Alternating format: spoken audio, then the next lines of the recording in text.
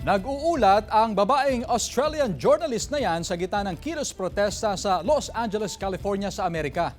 Maya-maya lang, tinutok ng isang pulis ang kanyang armas sa babae hanggang tamaan siya ng rubber bullet sa binti. Nasa maayos ng kalagayan ngayon ang babae. Patuloy ang tensyon sa California dahil sa pagtutol sa mga utos ni US President Donald Trump kaugnay sa mga migrant.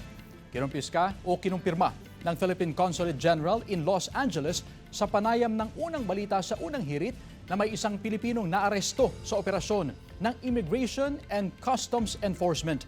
Handa raw tumulong ang konsulado sa naarestong Pinoy at nakausap na rin daw ang kanyang pamilya. Naaresto siya dahil sa mga kaso at hindi siya nakilahok sa mga protesta. Pinag-iingat din ng konsulado ang mga kababayan natin sa LA at kung maaari ay iwasan daw ang mga namumuong pagtitipon sa kalsada.